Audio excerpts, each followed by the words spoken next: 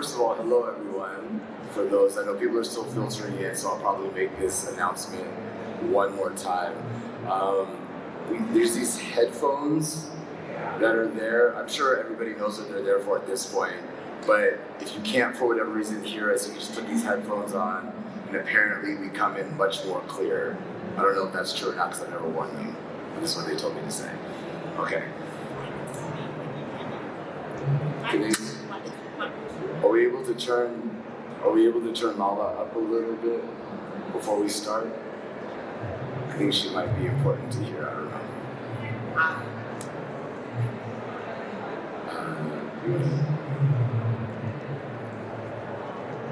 Where did he go?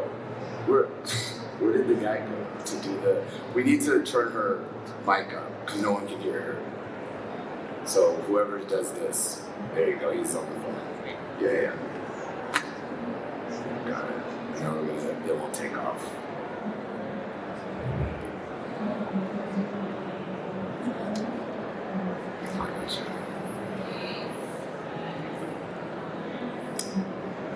Check. 1, 2, 1, 2. I can sing as well. Is that good? We're good? We happy? We're good? Some people, yeah. You want to say something again, just so they... Yes. Good afternoon, everyone. That's good, right? Perfect. Okay. Okay, should not drink tea while we're doing this because it's very loud. Okay, great. So this is exciting. We have a whole hour of dialogue. So thank you everyone for being here. I think this is the last day of this particular event. So I'm super excited to get the opportunity to have this amazing conversation with an extraordinary talent. For myself personally, one of the things that I always promise anytime that we're having any type of conversation, whether I'm being interviewed or whether I'm interviewing somebody, is that we want to leave you with something more than you came here with. So my goal in this is to have a great conversation, but to also be able to feed you guys with something that you'll be able to leave this dialogue with. So hold my feet to the fire, so I make sure that I do that. I know she's gonna do it. So first of all, can everyone just give her a round of applause for being here? Okay, so cheers. This is a tea-cheers instead. Yeah, so no one wants to do that. Okay, so my first, so this is what everybody doesn't know is I haven't prompted her with any questions, right? So maybe we knew we were gonna do this about 2 weeks ago, and we reached out via email, we're having a whole conversation, and she's like, yeah, I'm kind of like away right now, but I would love to be able to connect on WhatsApp or on email or on something where we're having some type of dialogue. And I was like, yeah, great. And then just never got back to her about anything. And then a couple days ago, we ran into each other at the hall. She was like, so when are these questions gonna come? And I was like, yeah, at 1:30 on Wednesday. And she was like, oh. And I was like, yeah, it's gonna be great. So she doesn't know any of the questions that I'm gonna be asking her. So this is why I wanted you to give her a round of applause, because there's not many people of her caliber that would even be willing to accept this kind of format of conversation. But I feel like it's the most organic version of the conversation. So this is not about me, this is about her, so we're just gonna dive right into it. First of all, thank you for being here. Thank you so much. It's such a pleasure and a privilege to be speaking to you. And a very good afternoon to everyone. I did beg him and nudge him for questions. So here we go. Let's go. Let the plane take off. So first things first, I love to start conversations like this is, what does your last name mean to you? Nobody thought that I was going to ask that question, did they? Nobody thought that. So yeah, I think it's very important, right? We have our last names, and it's a legacy play for some people, and then there's a lot of sometimes spiritual things to the last name. But I'm always fascinated because we really oftentimes you'll see how the last name is always kind of implemented in certain business endeavors and things of that. So yeah. Thank you for asking that. It's a multi-layered question. It's a complex question. My name is Lala. My last name is Tuku. I married a Xhosa man, and this is a Xhosa surname. It's an incredible surname. My children have it. And in terms of a brand, it's something that I've carried with me for a very long time. In fact, I got married quite young. I was 23 when I got married. And so the name Lala Tuku has really been what I've gone with me. But in language, in Setswana, a Tuku is what you wear as a headwear. It's something from a respect point of view, from a who you are when you come and meet people, even spiritually, when you wear your headwear. And for me, when I pray, I wear my Tuku. So it's something quite significant to me. I own a luxury sleepwear brand, and in our pajamas, I have a Tuku. So you wear that as well, and I've created that. So also, yeah, we're gonna talk about that, but also. Was that good enough? I think so. Clutching us close. Yeah, no. Is that okay? Are we accepting of this? Yeah. Okay. So look, you've been in this industry, and whatever we say the industry is, it's so multi-layered and level because you've been in front of the camera, you've been behind the camera, you've done everything, right? You've really covered the waterfront over the course of 2 decades, and you seem to be getting more and more successful, right? Which I think is an amazing testament. But I want to talk about kind of in the beginning, the process, right? What were some of the things in the beginning that, number one, made you really want to pursue the industry the way that you were pursuing it?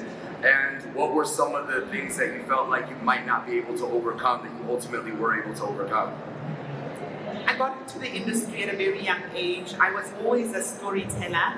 I was those children where when the family's together in the lounge, I would be explaining stories and really coming up with things. Some of them didn't happen, but I'm like, this is what happened today. And I had an opportunity. I was in Standard 3, without giving my age. I don't know what Standard 3 is now. And we had a poem. We were tasked with a poem to perform in class. And I was the only student who came in with a costume. I had an accent for every character. And right then my teacher said to me, there's something here. And she asked to speak to my mother. And I then enrolled at the National School NSA, which is an art school in Johannesburg. There were very few of us at the school. But what really was fun, I had the best 5 years of my life. We sang, we did plays, we lived in boarding, and it was an absolutely creative time for me. Well, that's really interesting. So, because for a lot of individuals, right, the African parent, usually whenever somebody says like, hey, I want to be an artist, I want to get into that, they're like, that's nice, you're going to go to school, you're going to get a degree, you're going to do this, and you're going to go, be a med student, right, or be a doctor. But it seems like your mom was very supportive and said like, great, let's go to this art school, or was there a little bit more to that? It's two ways. She thought it was a hobby. Okay. She thought she was keeping me busy. We were always busy. Every single holiday we were dancing in Newtown, and so there was nothing to worry about. Every time she wrote my name, at the end of my name, she'd write CA. So it was very clear. But I went to an art school, but I was to be a chartered accountant. So for a very long time, in fact, to such a degree that she asked NSA to include accounting. So I did accounting at the National School of the Arts as an 8th subject. Wow. So in grade 10, you get to choose your drama discipline. I did maths and science, and then I did accounting. And maths and science, higher grade, passed all of them, and did accounting till matric. And so in her mind, I was going to be an accountant. And so they could have it in matric. I was like, after came to the school. And the top performing students had to then perform. And there was 5 of us. Sibusiso, may God remember his soul, rest in peace, he got the award. But after that, he got the bursary. After that, I sat with my mother and I said, I'm passionate about this, I want to do it. It was really expensive to study film at the time. She didn't understand it, we didn't have a reference. There wasn't anyone that had studied this previously. But I did, and that's how I got to go to AFDA. So I had a very supportive mom and my sister. We lived just the 3 of us, and incredibly supportive. I lived in a family that had women, aunts, lots of grandmothers. So anything one does, everybody. So I remember going to the theatre, the Market Theatre. My first paying gig, I was 13. and we were at the Market Theatre. So I did children's theatre. I was a penguin. That's fine. But Okay, you gotta pay whatever keeps the lights on. but I tell you that theatre was full Yes. of family and neighbors and friends, and it was just incredible. So I had a very supportive mother. So when you kind of got into school again at the top or at the bigger levels, what did you feel like? Did you feel like this is the path that you wanted to do? Were you ever in a space where you're like, because you didn't come from a family where you kind of understood the pipeline, right, of how this works? You can kind of come, maybe get into a school, but then what's after the school, right? And how did you begin to start to figure out, like, okay, I'm going to go to this performing arts school, you know, I've done the kind of accounting thing, and that's safe, right? So how do you then start to kind of proceed out of that and get into the next phase of your life? I had a very trust relationship with my mother. We were always able to sit down and talk, and I was head girl at NSA. So I think she thought she had a level-headed girl here. Right. The decisions that I bring to the table, she kind of will listen to. She went with it. But one thing she said to me is that let's do business science so that you can have something to fall back on. Right. So go to AFDA. And second year, we enrolled at Visa for business science. So I was actually doing two things at the same time. So we went and enrolled. And midway, I said to her, if we plan for me to fall back, I'm going to fall back. Yeah. And I don't want to fall back. Wow. She said, just be good at it. Wow. Just be excellent at it. And I take that with me. And so in anything that I do and in any space, excellence is always, I prepare. It's about the absolutely getting it right to the T, and that has really helped me. Your previous question was what were the challenges that I faced and some of the things that I thought I could never overcome. And that was being in spaces where I was the only one that looked like me, that sounded like me. I went into an industry that was male dominated, that was largely white, and after graduating as a director, the discipline. And in AFTA and in art school, I was so cocooned because here's this world and you can be anything. You can imagine anything. Yeah. And safe space. It's a safe space, and you go into a world. It's not so safe. It was a rude awakening, and I sought after opportunities for directing. I knocked at every door I could imagine until I joined an agency. Okay. And I got then to my agent said to me, Lala, there are no female directors, let alone black. Right. You have a pretty face. Yeah. Let's act. Forget about this one. Yeah. Maybe. And I can get you into some auditions. And that's what I did. I did a couple of auditions. And very soon I was then on Generations, which is a long form telenovela. At the time, it was like, if you're on Generations, you made it. Yeah, you're good. You're in retirement. Let's go. I quickly got poached by another telenovela that was new, another broadcaster coming in. Okay. And still, even and I can speak broadly about Generations because I now work for the SABC. So I used to knock and I'm like, can I see Fundi, please? Is there somebody I can see? I really want to do this thing. And you just stay on the floor, girl. So, I think this is interesting because, there are, some younger females that are in the audience that are really looking at what that looks like, right? For a lot of them, they still feel like they're going into these spaces where it is mostly male dominated. There are not a lot of people that are at the yes level, which I call them, that look like them. And that can be a little bit of a, number one, intimidating, a struggle, but also just exhausting, right? Because you feel like you're just knocking on doors continuously.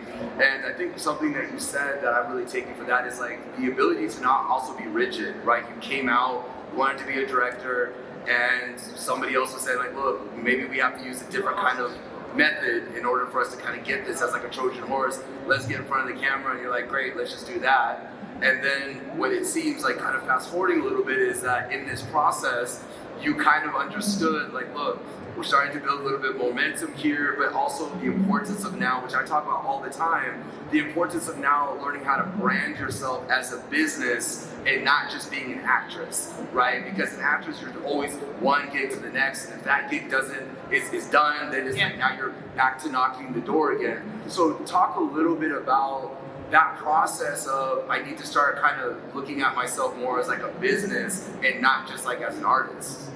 Right, that didn't come easily at all. And I mean, if you talk about the younger, creatives, it was scary. It was very scary. There were moments where I knocked on the door opened, and I was like, I had no words, like I didn't know how to ask for it, I didn't know what to say. Yeah, you don't know what you don't know. Yeah, and so I think let your fear propel you. I started people watching. I started looking. So if you were my director, I'd listen to what you're saying to me, but I'd also look at your page, like whatever you underline, like what your highlights. Shots, and I'm just like, and that's really what I did. So even when I went on to the second telenovela, that was exceptionally hard for me because I was still young.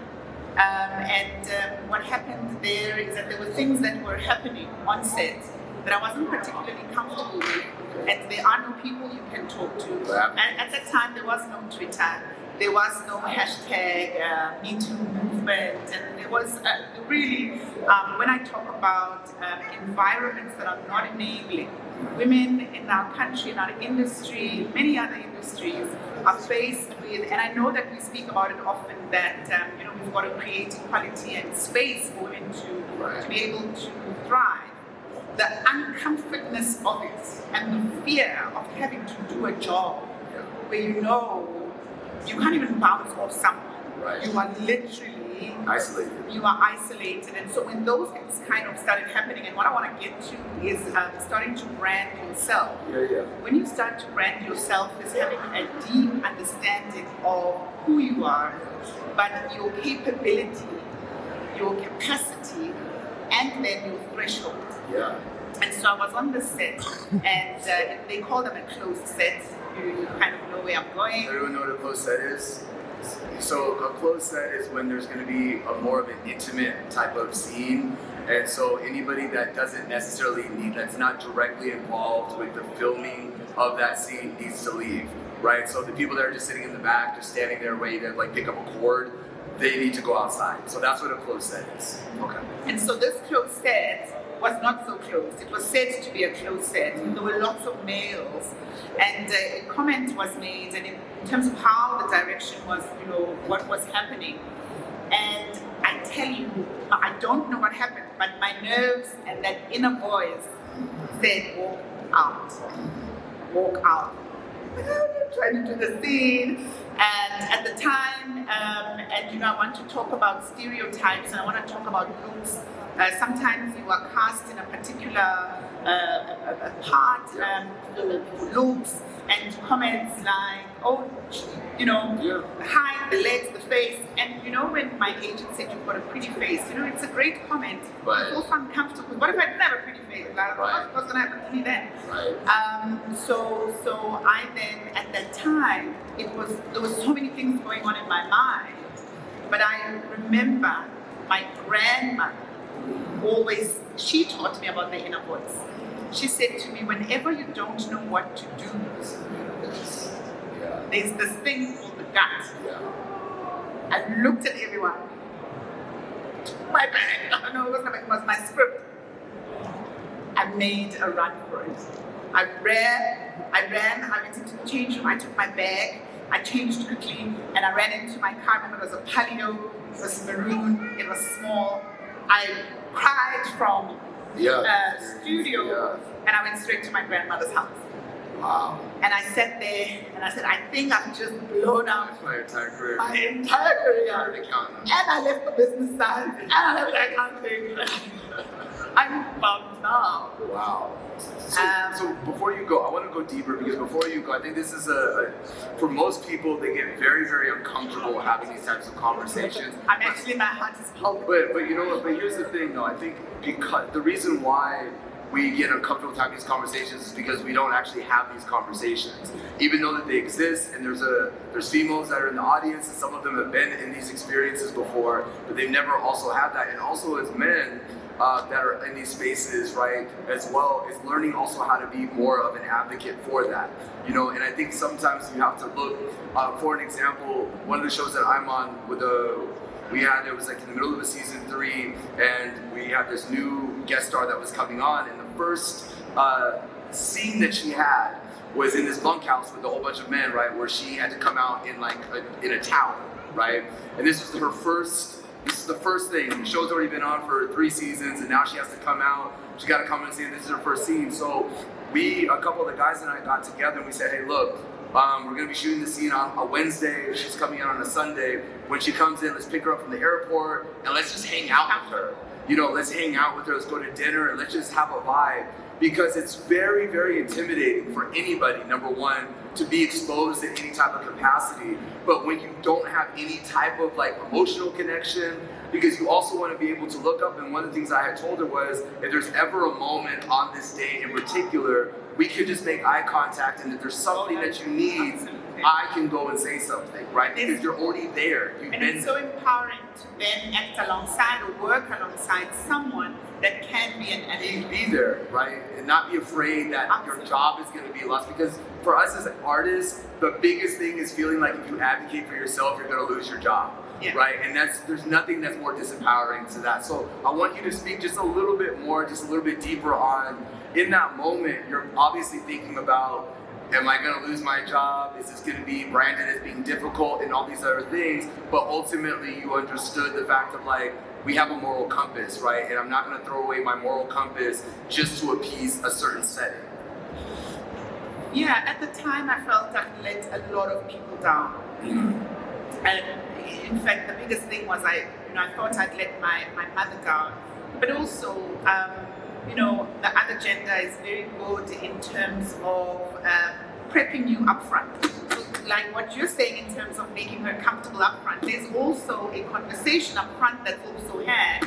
Because before that scene, there was a conversation that was had that was like, this is what you're going to do, but you're going to do it, and you can't, that kind of, right? And so there were those conversations. And mind you, before walking away, I had done a knocking in terms of, and I'll tell you about this character, Mayan, but don't connect the dots in terms of just listen to her. At the time, she was a swinger, and so really in terms of women on screen, very progressive. So already coming in, I had to be true to what the character can do. So I understood that, right? I understood the representation of it. What was uncomfortable was the very subtle POV. And that's why most of my conversations, that's why in terms of content, always around who is telling the story, who is writing that narrative. Because females are so nuanced and so complex. And if you color me with one grade, and I felt that actress at that time, that character at the time was so one-dimensional. It was such an important time in history because what we saw with the other women on screen, and I always say this, they are now my sisters in the industry. We had a Queen Roka who was almost like a ditzy, a damsel in distress, and we had Aramo Roka who was Daddy's girl. So the character in itself the time was so apt to see this very dynamic. So I really wanted to play the character, but it was just how in the unfolding of what we were saying about women, because art represents life, and life mimics art as well. So there was such a huge responsibility for me, and in that scene, while I was uncomfortable with what physically was happening to me, there was a bigger how I'm portrayed and what then I'd essentially be sending out. Right. And so saying about women. And I was clear. So immediately after that, I got home. We still had those landlines. Yes. And so no one could get hold of me. No one knew where I was. Eventually, my grandmother phoned my mom and said, "She's here." And I was like, "They've been calling. Where is she?" And when I spoke to my aide, the first thing I was told is, "You're never going to work again in this industry." That was the line I got. And that scared me. That scared me because I built everything on this since I was 13. And so I made the tough decision of walking away. So I left the industry. And I went to study a second degree. So I then dedicated my life to 4 or 5 years of my life to marketing. So I did marketing and got a marketing communication degree. And that's what I did. I went and opened a marketing shop, and I started doing branding and events, and was really good at it actually. Made lots of money Yes. on the events, on tenders and one. Really great. But there was still something that was missing. I was still, it's my day job, I'm waking up, I'm doing it, I'm really working well. Fulfillment. Yes. So I then started with all the events, there had to be drama. So I was like, hey, who's the first speaker? You sit there, you do, there are some directing the events. I'm like, cameraman, you do that, you do that. And then it's like, you were sitting shot of a bottle of water. It's gonna be great, yeah. It's the whole thing of making a movie. Yeah, and out of that, I got a tender to do the national orders, which was the highest orders in the country. So I got to just do the stage component of the national orders. Wow. And that was the way, the country acknowledges people in the country that have done exceptionally well. Wow. So I got to do stage. So, are we good with the whatever? I don't know if it's my beard. I feel like it's not. I don't know. Is it good? Imagine the people that are wearing headphones are losing their minds. But I'm happy. I'm very happy. We're good now. Okay. Yeah. So I did that. But that had a television component in it. Right. Okay. And it's so funny because then the person who believed in me was a white man who said to me, "There's something here. Let's go." They were producing Miss South Africa at the time. All I got to do was chaperone the girls. That was my role for Miss South Africa. So my life has been so serendipitous because this year I got to do Miss South Africa, but from an SABC point of view. So I got to chaperone the girls, and my job was to look after them, make sure they don't run away, make sure they don't drink, make sure they don't do this. Yeah. Keep them. You're like a prison warden. Yeah. Following them around. Yeah. Yes. So you get into this marketing, you become very successful at it because there is a great creative element, right, into the field of marketing. Were you ever, obviously there's many times in that thought process where you were thinking about maybe the woulda, coulda, shoulda aspects of, the walking away, but now as you kind of got into that marketing side and now you realize that you can start to kind of brand and start to move things, what then ultimately, I could just take it off and project. It's very easy for me to do that. That at a certain point, when did you really feel like, I kind of want to start to lean fully back into the kind of art and entertainment space? Like, what was that moment and how did you get to actually do that? The exact moment, so obviously the entire time I was in conflict with myself. So every time you do something, it's those tough conversations you're having with yourself.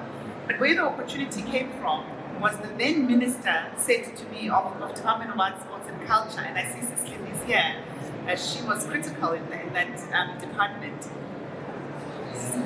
But the then minister said to me, you did the awards so well. There's the television and film awards that the department does. And that is, NFVF is the custodians of that. I want to see if I can't second you or introduce you or what to that, and let's see what you can do. And so that was very exciting because that was an opportunity. But you can't just phone a minister and say, hi, right, yeah. Can I go start now? Yeah. What really? I don't know if Zania is in the room. But what happened in my event space, I was calling Zania Mufuka. You all know Azana. I was calling her to come and MC one of my events. And I made a mistake and phoned Azania, who was the NMBF. That's how it happened. And I said, hi, I want to book you next to talk. And she was like, we started chatting. And she said, no, this is what we do. I said, the NMBF. So when? No, wait. Start there. No, I didn't know it, but the NMBF rang a bell because of the minister's name. He was. Oh, yeah, right. I said, can I see you? I can see you right now. Can I come and see you? What do you do at the NFVF? And she was in marketing and she was looking after the SAFTers. It was SAFTers 2.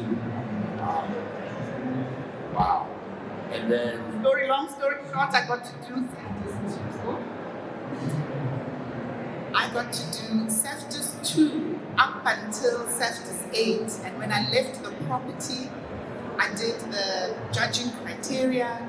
did the sponsorship, did the marketing, so you may have said, I always say it's a detour to go and do other things. My career has been a jungle gym. It hasn't been a staircase, it has been a jungle gym.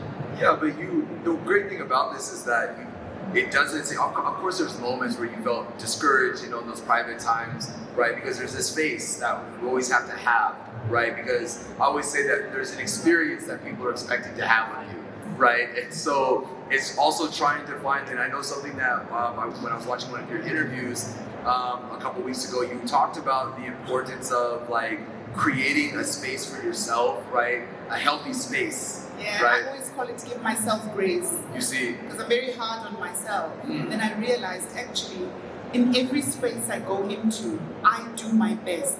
And so when you do your best, it's easy for someone to recommend you.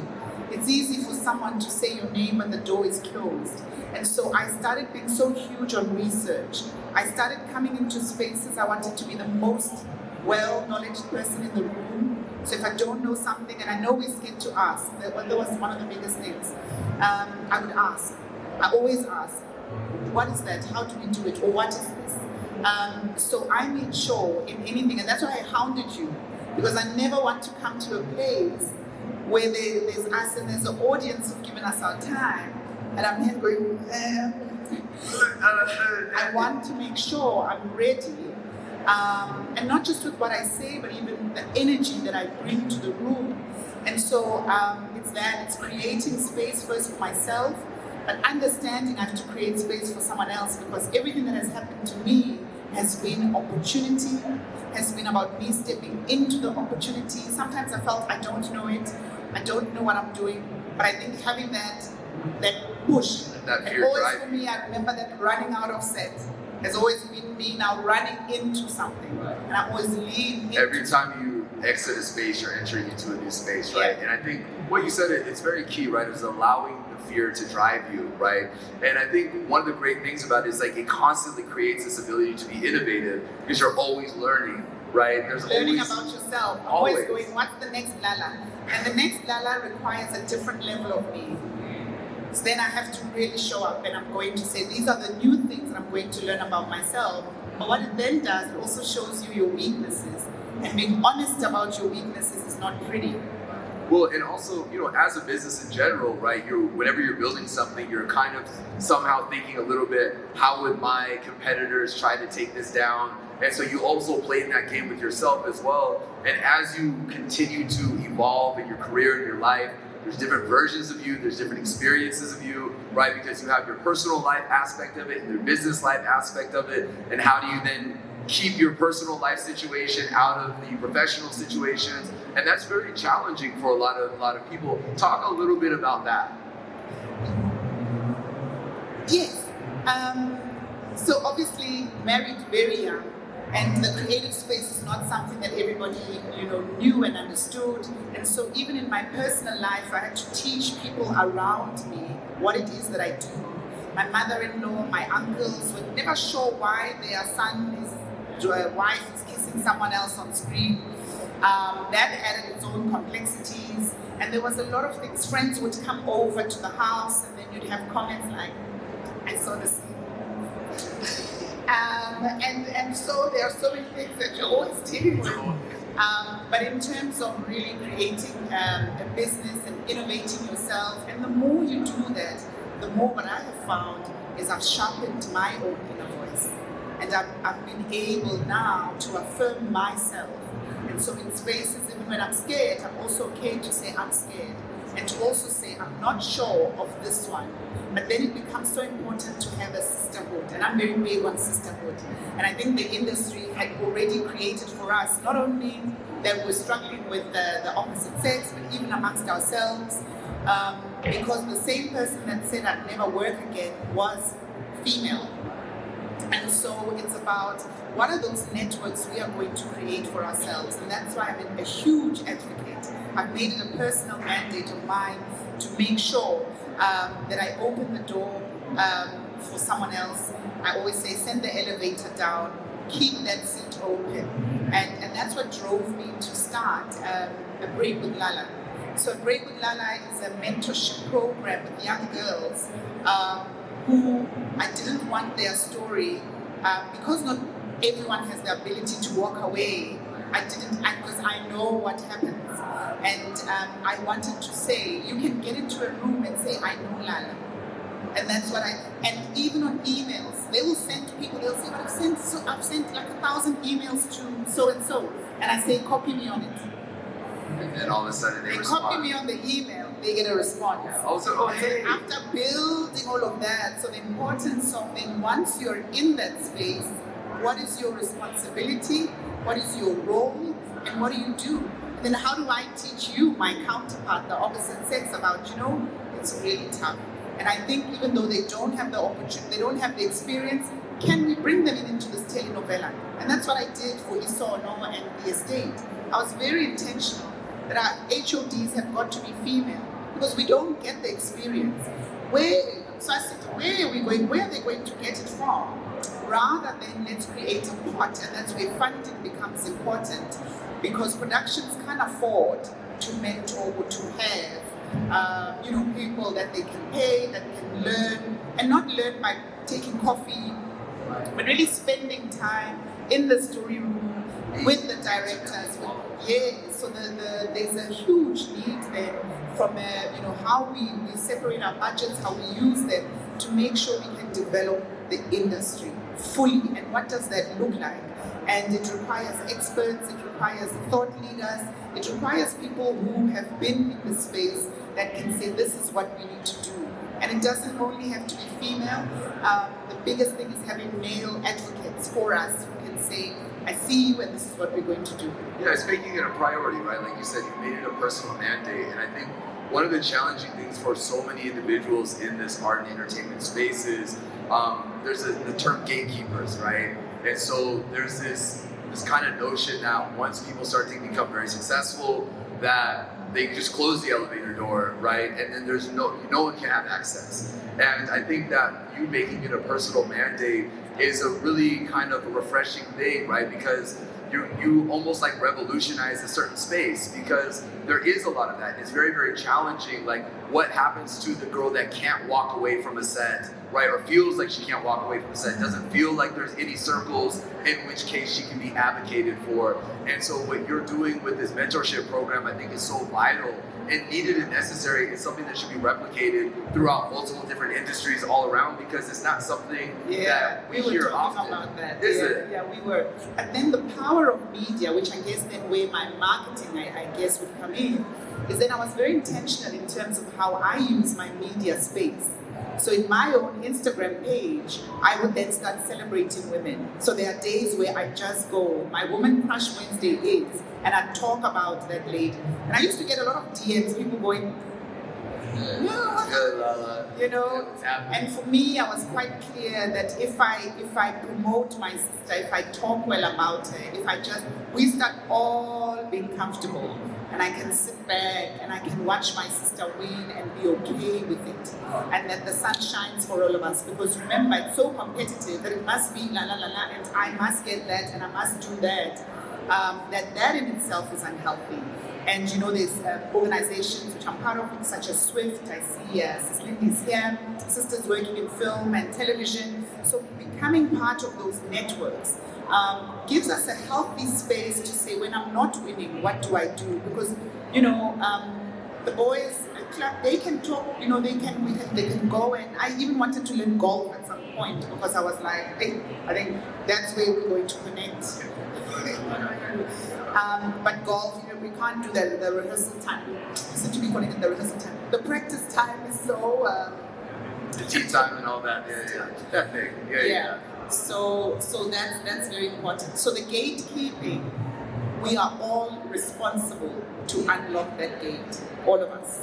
Yeah, and I think what I know is that part of the gatekeeping aspect is a massive feeling of insecurity, right? It's this feeling that if you win, it takes away from my opportunities to win. And you said something, right? Like the sun can shine on all of us, but there's also a responsibility that you have to put in the work, right? Like it's not just about saying like, oh, I feel like everything is hard. but you haven't knocked on any doors, right? So I think that there's a level of responsibility on both sides, right? So people can come to you and do it, but you have had to put in some work yourself. You can't just help somebody that doesn't want to be helped in that regard. But also on the other side is this feeling of, if you feel like opportunities are so low or slim. My face. Sorry. Y'all play me? Y'all been taking pictures of this tape on my face? Okay, we have to go back to the beginning. So Lala, tell me, what is your first name? Good afternoon, everybody. Guys, come on, guys. And I want to talk to that because mentorship on its own, and I say to the young ladies, just actually last week we met with the ladies, and I said to them, we are on a WhatsApp group, and you guys are silent. You only communicate when I say something. So you yourselves are waiting for something. You're not leaning forward. I said you are the next private sector yourselves.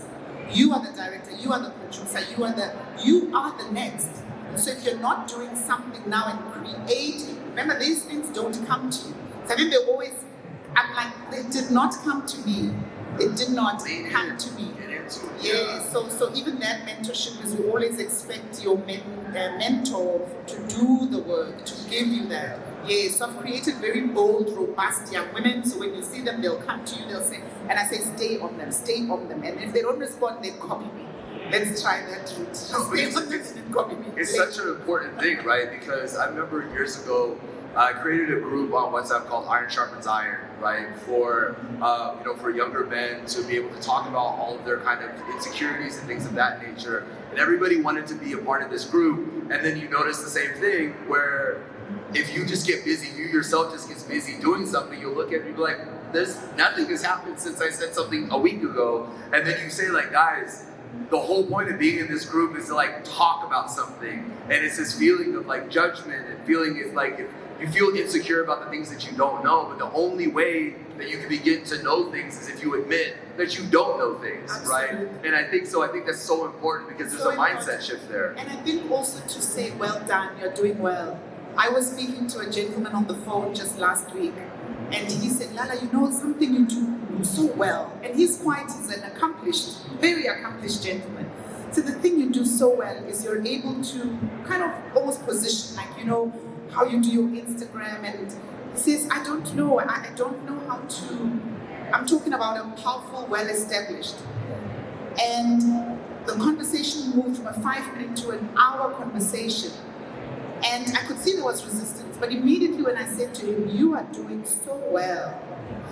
You are doing so well, and I see you. He almost choked. So I think we don't even recognize. And sometimes we think, oh, women, we must just tell each other, but even our brothers need to hear that you're doing so well.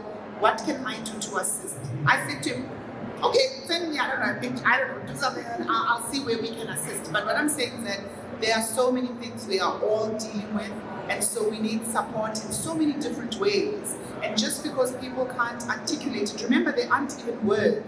So even, and I always say this, black men sometimes don't have the words. So they can't articulate it because we can't break it down. Depression or anxiety in Setswana, there is no word for that. So when I started struggling with that, I could not explain it. You can't explain to your grandmother why you're lying on the couch and you can't wake up. And so, I think this is like you're lazy. That's the thing, right? Because it's so paralyzing, and I think it is. It's creating those environments, and for an industry such as the entertainment industry, it's so fast-paced. There's always this kind of revamping and changing and moving. So it's like when you as an individual are kind of going through maybe an identity crisis, personal issues, and then also trying to keep up this kind of presentation so that you can say it becomes mentally and emotionally exhausting, and then eventually you just kind of hit a wall, right? And so I think one of those things is being very intentional about the space that you create for yourself. And so based off of that thing, I want to talk a little bit about how you then decided to get into your luxury line, right? For it's amazing. First of all, I want to know when I'm getting some, and I'll pay for it, but I just want you to deliver it. I'm not asking. I'm not gonna get anything. No, but I want to pay one. I'll make one for you. Okay, see, there you go. I just want maybe a little custom, like then you put DR in it a little bit. But I want to talk a little bit about that. Like, talk a little bit about one of those kind of inspirations about getting, because I think one of the things I saw was it almost was like a thing of like embracing the rest, right? And like making rest luxurious, right? And it's like, so I think that's something very beautiful. So talk a little bit about that. I started this luxury sleepwear line at a very difficult point in my life. I was exceptionally exhausted. I wasn't looking after myself. I think our industry is such a go, go, go industry. You're continuously pitching. You're continuously trying the next. We are. I was on a panel yesterday that said, 3 people said, I worked so hard, I ended up in hospital. And that almost becomes our reality, that we've got to work and push so hard. And what we do is that we compromise rest. And I was tired emotionally, psychologically, physically. I could not give anymore. And I wanted to keep giving. You have to give at work, 100%. You have to give at home, 100%. You have to give to your children, 100%. You actually can't do it. I had a meltdown.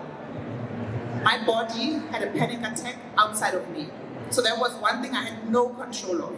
Everything else I've got control of, even though you didn't. So he didn't want to tell me questions, but guess what? Yesterday I got the question out. I got one question out. No control. But I try and control so much, but that was one thing I had no control over. Fatigue will drive you. And so what we have to do is be so careful. And I had a meltdown. I woke up 3-4 days later in a mental hospital. I couldn't remember my name. I saw a tag. I didn't know where I was. The first thing I did, I asked for my laptop and my children.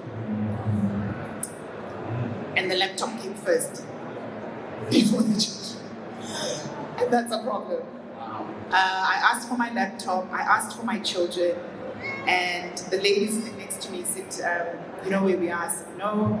And she said, you see that small little window? I said, yes. She says, we're in the suicide room. This was the danger room, like you've got you could. Yeah, you're 50. Me. I love life. Never heard anyone that loves life more than me. I think they made a mistake. What happened? And my mind had completely, it was really, really a bad time. And I really want to say this because all of us in this room, we work so hard. There's multiple projects that we do. There are things that I had to start scheduling in rest. So in my diary, I had to schedule in rest. And so the luxury line came from the fact that I was teaching myself about self-care. So I read a lot about sleep. I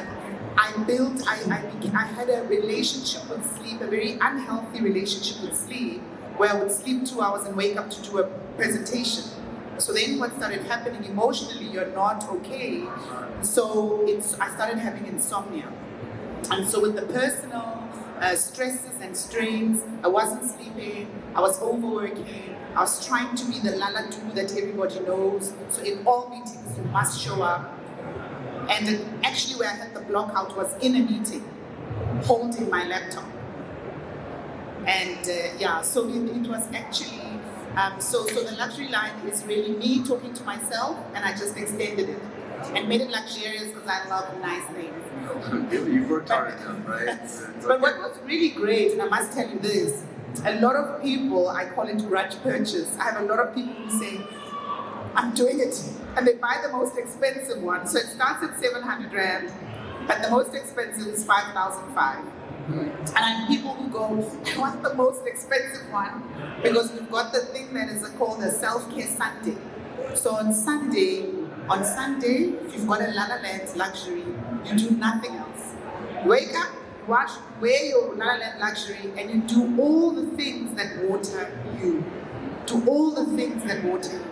And I must say, it's been 3 years. I've been conscious about it. I've been deliberate about doing well for myself. And then my cup is full. I can give, because my cup is full. But it's still not easy. I must still get nudged and reminded. I've got my partners here from Arif, Ayanta, Actor Spaces, Felicia. We work still long hours, but every now and again we go, No, he'll say, leader, no, we're switching off now. So just even being aware that we have to switch off. It's important. So we only have a couple minutes left. Does anyone have, like, I'll take like 3 questions. Does anyone have any questions? 1 question. Okay, 1 question. Is anyone, Mike, how do we want to do the mic thing? We want to do it? Okay, then we'll do it. Got it. Hello. They can also feel free to speak up, maybe ask questions about SABC if they want to. Oh, yeah. But we can also offline. Yeah. Hi Lala. Hello. How are you? I'm good. How are you? Wow, what an amazing thing! Like sharing about what you just said. So your journey, like you've done everything, right? So you've done everything. When we've got a 5-year plan, we've got da da da da.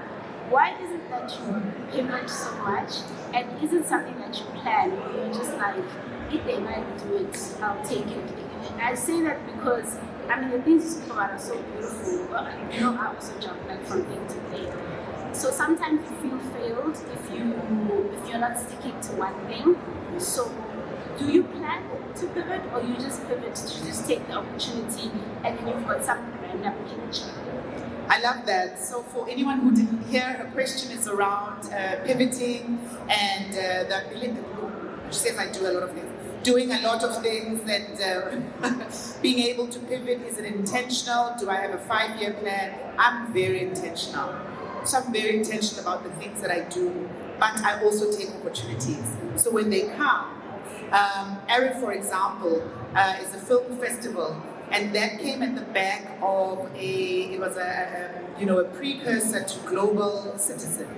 But they wanted an event, and what we spoke about is, let's create an event that will address stories that are marginalized. So that's an opportunity that we kind of crafted.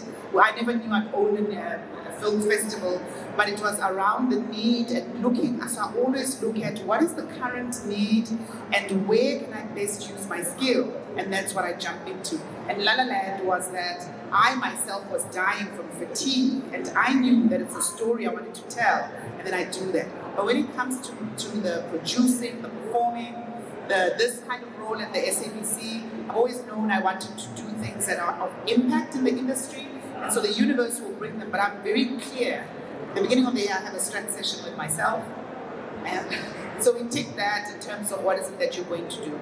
But I think pivoting is good. We were having an amazing conversation with Owa Budu yesterday, the Nigerian media mogul, and she says, and I'm like, she's an HR specialist, and that's what she studied, and she's in HR, and she was able to build this media empire because the opportunity was she was going to get people for a media company, and look at what she's able to achieve. So it's about being so dynamic, so open, so being able to transform yourself because you can trust that I can deliver.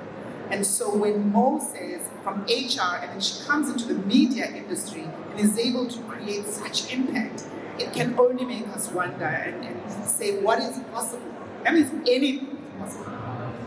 Yeah, it's like don't be limiting. Like don't limit yourself and your opportunities, and go after blue oceans, right? Yes. Like go after. You look. That's what an entrepreneur does. It finds something. But it's so crazy that you have to tell yourself that. I was saying to Ayanda, I took my son's iPad, so then it woke me up at 5. It's got an alarm clock at 5:15. But when I looked to switch it off, his little wake-up text says, "I am limitless." And then it taught me back the things I've taught him.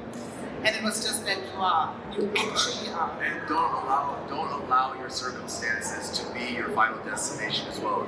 There was a question on this. Okay, this side. Hello Lala, hello everyone. My name is Simi.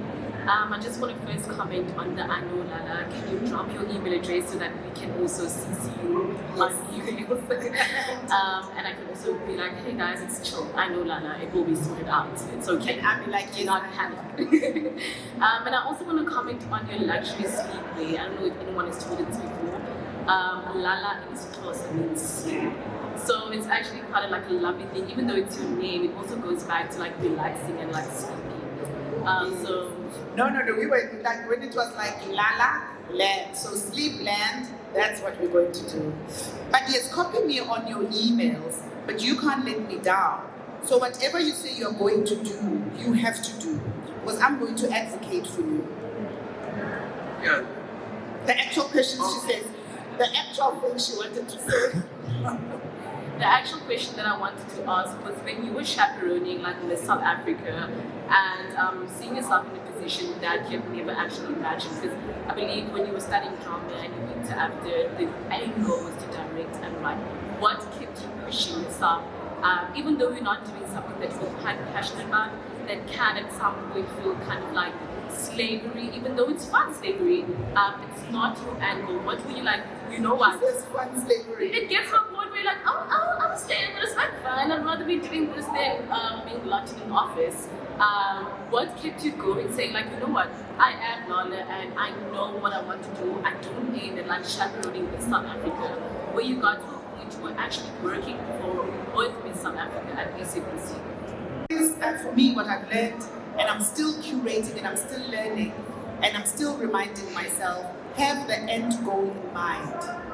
And it's a continuous learning spirit. Once you have that continuous learning spirit, you can learn anything from anyone. In the Ubers, when I go in, I put my phone down because that conversation, you never know what you're going to take out. So for me, it's that continuously looking and continuously going, what can Tatum, who actually won that time. There are some nuggets of, so I know that some things may look like slavery and I may be just watering it down, but having that attitude, because sometimes it's in our attitude.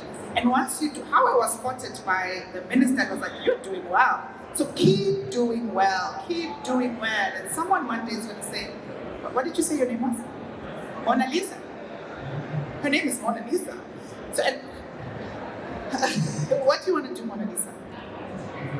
You want to write and direct. There are a lot of creators in this space that would give you an opportunity to write and to direct. Hit me up. There's the developmental things that we do at the SABC. I've got my friend here, Mr. B. There's a lot of creators here. Did you see Monte walked in from Paramount? We've got so do that, connect, and such spaces are so critical for us to do that. But slavery is a thing where you do feel you're being what's the word? Like, wouldn't say overlooked, but undervalued. Undervalued. Right? Say, you have 5 minutes to chat to me. I just wanted to ask something. Just keep nudging. I think for me, that's what I did. I continuously nudge. People who know me know that I'm always nudging. And I think also too, anybody that feels like that, it's also got what I'll come to the understanding that you yourself have value, so that any space that you go into, you're looking at it through a space of I'm going to be adding value to this space. Because when you walk into a space and you feel like there might not be anything that you can take from it, oftentimes it's also coming from a space of thinking like I don't have anything that I even need to receive, right? So when you go into these Ubers and you go into these spaces, there's amazing conversations. I've had ideas for things. I've had business plays for people. I'm coming. Okay, great. Okay, great. One more question. Somebody give me one question. Somebody put that. Okay. Ask this thing. Come. Feel like Oprah. It's fine. Hi, Lala. It's Ayana Makuzini here. Right. So I've been part of the SABC for the longest time. I was doing a kids' popular live television called Hectic 99. It hasn't been easy doing that show because I was the very first openly queer presenter.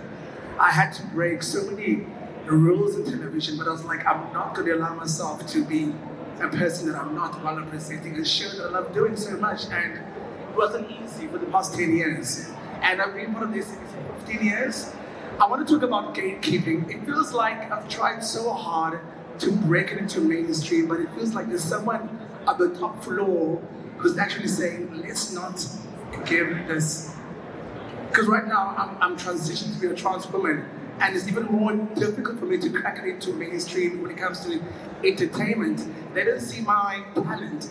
They see me as a gay presenter, whereas I'm more than just a gay presenter.